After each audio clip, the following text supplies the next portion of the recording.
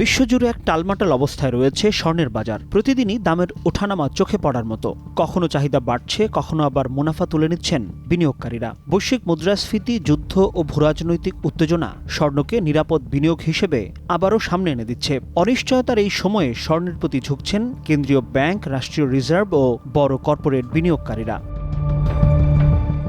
বর্তমানে স্বর্ণের গুরুত্ব সবচেয়ে বেড়েছে সেই সব দেশ ও প্রতিষ্ঠানের কাছে যারা মার্কিন ডলারের উপর নির্ভরতা কমাতে চায়।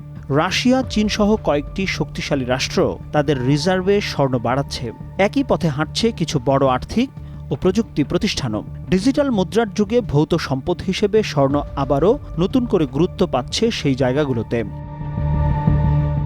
এমন অস্থিরতার মধ্যেই বেরিয়ে এসেছে এক চাঞ্চল্যকর খবর। সুইজারল্যান্ডের আল্পস পর্বতমালার গভীরে শীতল যুদ্ধের সময়কার একটি পরিত্যক্ত পারমাণবিক বাংকারে সন্ধান মিলেছে এক বিশাল স্বর্ণভাণ্ডারের।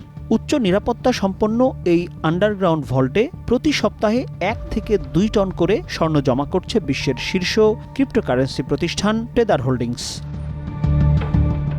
ব্লুমবার্গের প্রতিবেদনে বলা হয়েছে, গত 1 বছরে টেদার কিনেছে 70 টনের বেশি স্বর্ণ। সব মিলিয়ে তাদের কাছে এখন পর্যন্ত রয়েছে প্রায় 140 টন স্বর্ণ, যার বাজার মূল্য আনুমানিক $24 বিলিয়ন, যা কিনা অনেক দেশের কেন্দ্রীয় ব্যাংকের রিজার্ভকেও ছাড়িয়ে গেছে।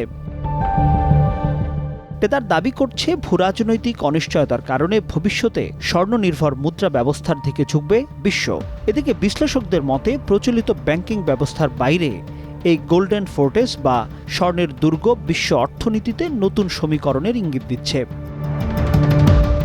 ফলে স্বর্ণের দামের এই উত্থান পতনের মধ্যেই টেদারের মতো প্রতিষ্ঠানের বিপুল স্বর্ণ মজুদ প্রমাণ করছে আস্থা এখন ধীরে ধীরে কাগুজে মুদ্রা থেকে সরে ভৌত সম্পদের দিকে ঝুঁকছে।